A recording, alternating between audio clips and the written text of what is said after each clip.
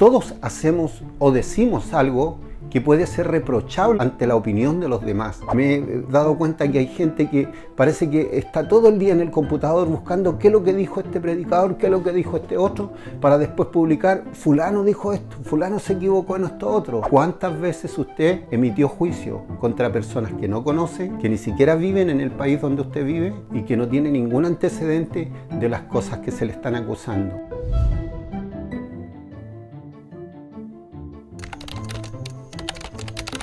Durante el tiempo que llevo sirviendo al Señor, he escuchado en varias oportunidades la pregunta: ¿por qué Dios considera al rey David como un hombre conforme a su corazón?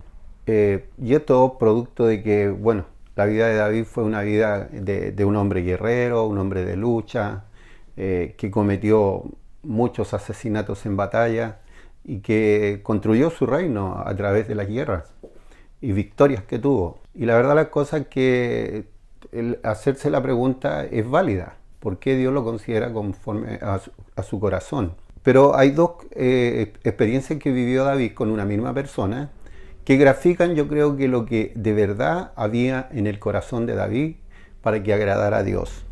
Lo que queda claro es que David respetaba claramente los mandamientos de Dios. Está en la situación que vamos a ver, que está en 1 Samuel capítulo 24, en donde David se encuentra huyendo del rey Saúl, quien lo quería matar, por diferentes razones, por envidia, porque sabía que su reino ya no le pertenecía prácticamente conforme al mandato de Dios, sino que había sido traspasado a David, y lo quería matar porque David era un hombre exitoso a los ojos de Israel. Entonces la envidia y la turbación que había en el rey Saúl lo hizo ir en contra del mandamiento de Dios de que David sería su sucesor, y decidió salir a buscarlo para matarlo. Dice que en una oportunidad salió con 3.000 hombres a buscarlo derechamente para matarlo.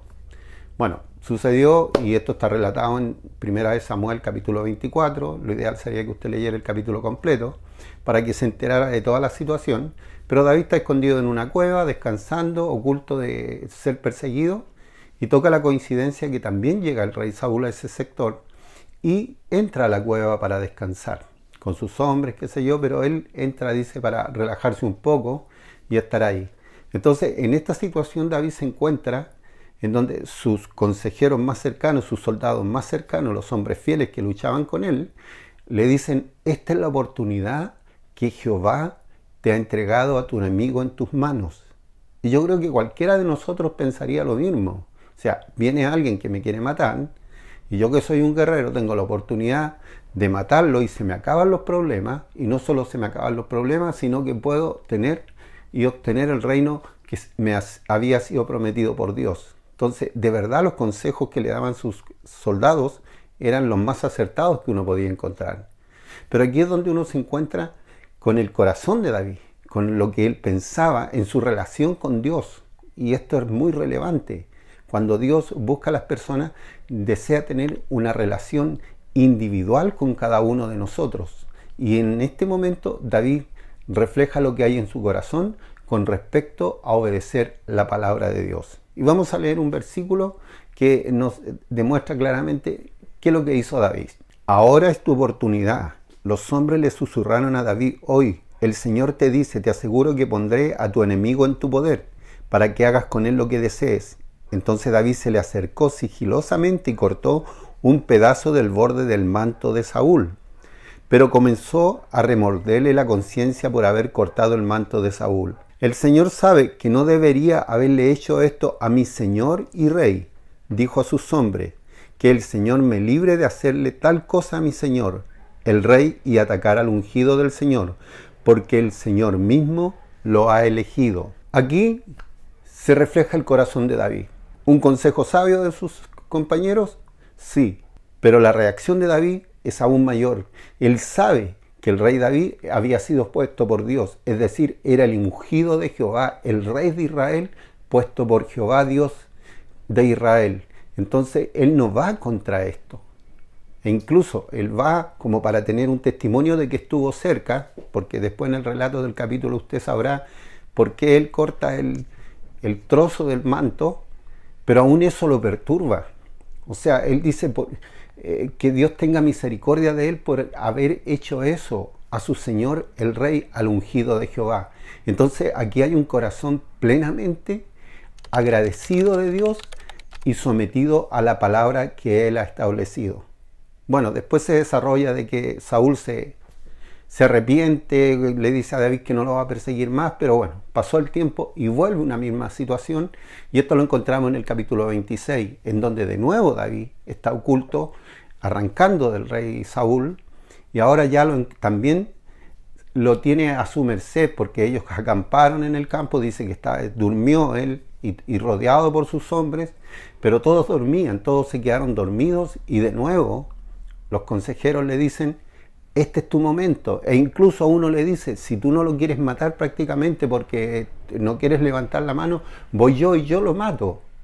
Pero de nuevo David tiene una respuesta contundente para esto. Esta vez, sin duda alguna, Dios te ha entregado a tu enemigo, le susurró Abisai a David. Déjame que lo clave en la tierra con un solo golpe de mi lanza, y no hará falta darle dos. No, dijo David, no lo mates, pues ¿quién quedará inocente después de atacar al ungido del Señor? Seguro que el Señor herirá a Saúl algún día, o morirá de viejo o en batalla. Aquí nuevamente se demuestra lo que David pretendía con respecto a obedecer a la voluntad de Dios. Me están entregando a mi enemigo en mis manos, pero yo no iré en contra del ungido de Jehová. Y es más, él dice: Dios lo puso como rey de Israel. Algún momento él morirá, ya sea que morirá de viejo en su casa o en cualquier lugar o en batalla, pero yo no levantaré la mano contra el ungido de Jehová. Y eso es porque el corazón de David era un corazón que agradaba a Dios.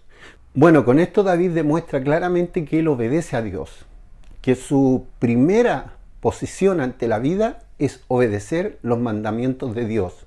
¿Y cuál mandamiento de Dios era con respecto a esta situación? Es que Dios había puesto a Saúl como rey y él no podía ir contra la voluntad de Dios. Y eso es lo que Dios quiere de nosotros, que nosotros le obedezcamos, que hagamos caso de su palabra, que hagamos caso de lo que él nos manda. Y esto me lleva también a comparar un poco con lo que sucede hoy en día. Si nosotros leemos en el Sermón del Monte, en el capítulo 7, versículo 1 en adelante, y vamos a ver a Jesús hablándole a la multitud y diciéndole que no juzguemos para no ser juzgados, porque no sea que con el juicio que juzgamos o con la medida que medimos a otros, seremos medidos después. Y de repente nos encontramos cuestionando a muchas personas, a siervos de Dios, a gente que han sido puestos por Dios, y nosotros estamos emitiendo juicios sobre ellos. Hoy día es muy fácil a través de las redes sociales condenar a siervos de Dios, a hombres importantes dentro de la obra de Dios que se equivocaron, porque todos nos equivocamos, todos cometemos errores, todos hacemos o decimos algo que puede ser reprochable ante la opinión de los demás, pero eso no nos da a nosotros la autoridad ni el derecho a determinar juicios sobre esas personas.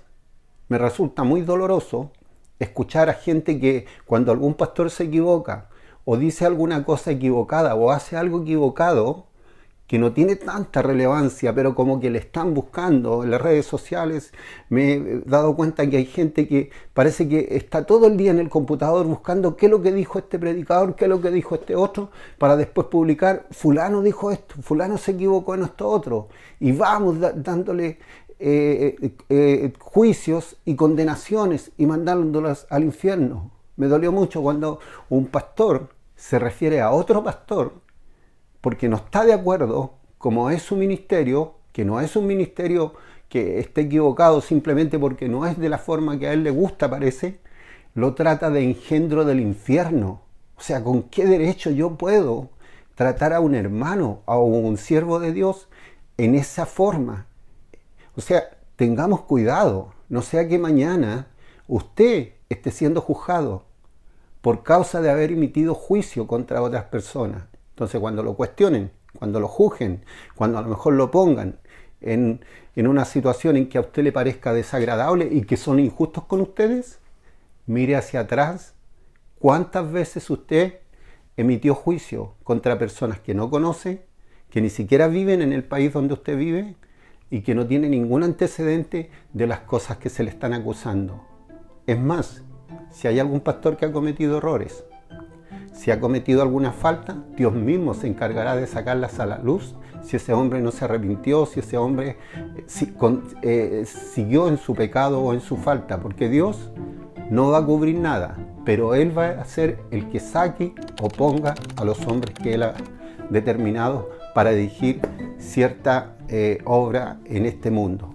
Así que cuidado, no juzguemos. Si queremos ser considerados conforme al corazón de Dios, obedezcamos su palabra y respetemos lo que Él nos manda. Que el Señor les bendiga. Bueno, si no estás suscrito a mi canal, me gustaría que lo hicieras para poder tener más publicaciones, me dieras un like y también dar tu opinión ahí en los comentarios de acuerdo a lo que a ti te parezca lo que estamos compartiendo en el Señor.